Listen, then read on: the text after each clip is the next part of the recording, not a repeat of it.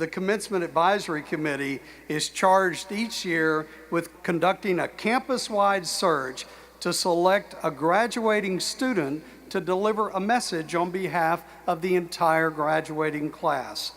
The student commencement speaker today is Patrick Schilling, who was born and raised in southern Germany.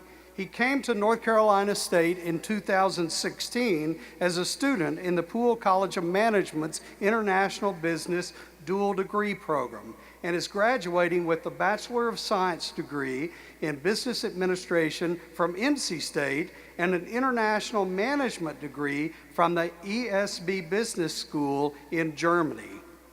In Germany and at NC State, Patrick has founded and headed several social and political organizations. He is most proud of his organization that represents the interests of people with disabilities in his home country of Germany. Patrick has been heavily involved on this campus as a member of the student government, the Society for Politics, Economics, and Law, the CEO Club, the Digital Shape Our Us, Shapers, Randy, read your notes, Shapers, which he founded.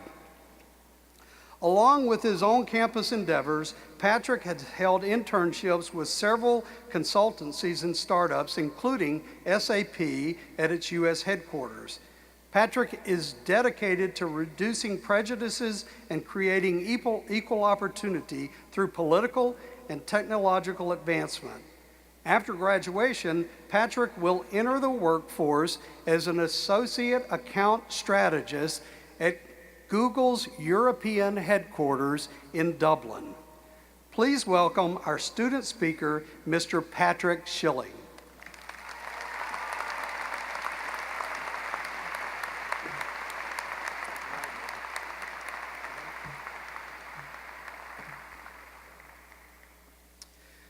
Dear fellow graduates, proud families and friends, distinguished faculty, staff, honored guests, welcome.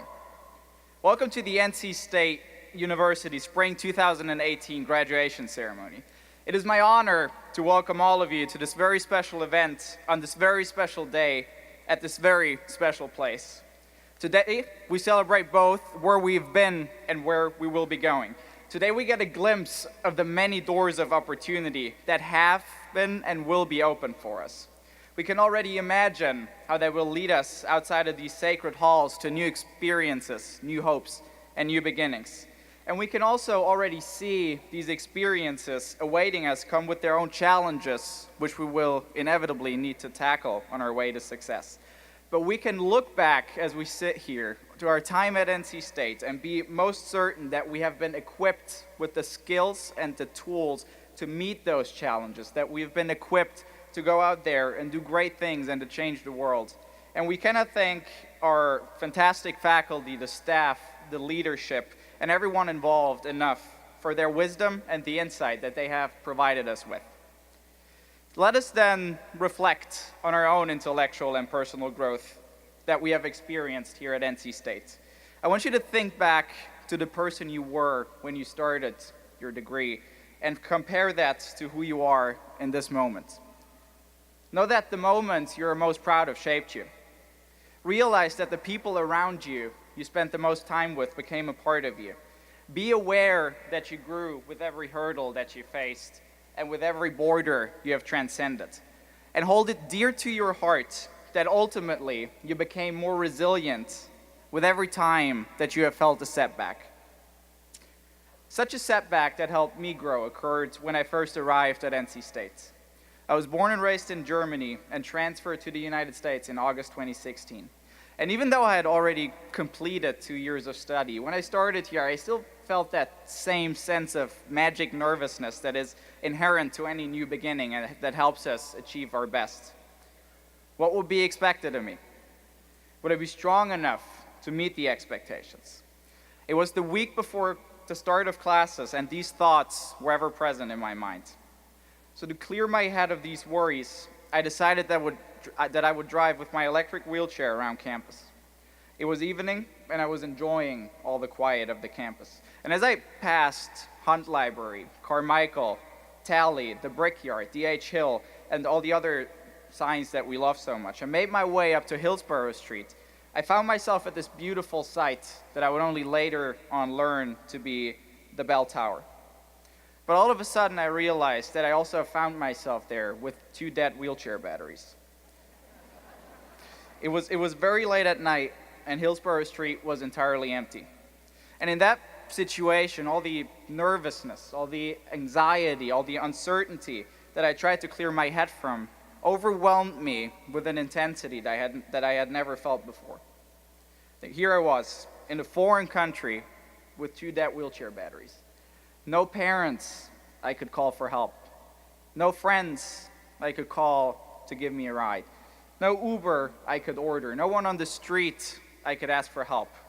I was lost in the situation and figuratively lost for a way out of it. And maybe for the first time in my life, I felt that I would not be strong enough to meet the challenge, that I would not be able to overcome it. So as I was sitting on the steps of Bell Tower, I noticed a little tickling on my left cheek. It would turn out to be a single tear running down my face, encapsulating everything I felt in this situation.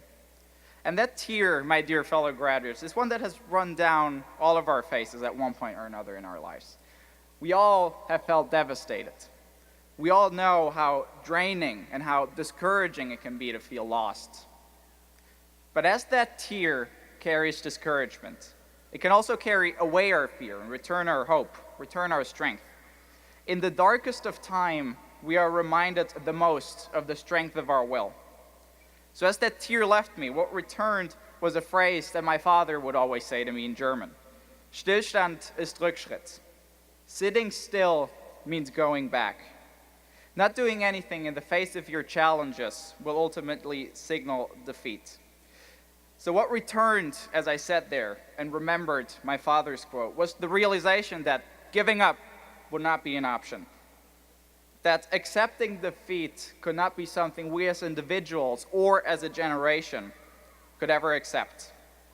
So I stood up, untied the brakes of my chair, and I started pushing. I pushed that chair, I pushed myself all the way back to my place, which I found out later was more than a mile away from Bell Tower. And when I returned to my room, about 2 hours later, and when I removed my shoes, I found myself in an incredible amount of pain.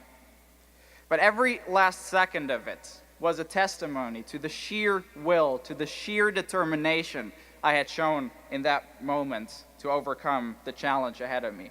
And I do know, my dear fellow graduates, that each and every one of you has a personal story like this, one that characterizes the strength you have shown or the distances you have traveled to achieve your goals. So I want you to take this idea with you as you leave NC State today. The notion that if you're willing to do whatever it takes, you will push through every ceiling. You will go out here today and you will change the world. Because I believe that each and every single one of you has enormous potential if we do not get lost on our way. I do believe that we can live up to our dreams and to our aspirations, that we can go out there and that we can change the world. Because we as a generation, we're not as selfish as the media suggests. We're not as complicated as many employers fear. We want to achieve more than just the sum of our individual ambition, and we will be the generation to transcend every single border that's in the way of our advocacy for truth and for science and for open-mindedness and for tolerance, and the generation that will create inclusive environments that work for all of us and not only for 80%. So let us leave this institution with dreams yet realized and aspirations yet aspired. Let the strength of our will lead us as we continue our journey forward and as we show the world exactly why it is that we indeed are the greatest generation to have ever graduated from NC State. Thank you and congratulations, everyone.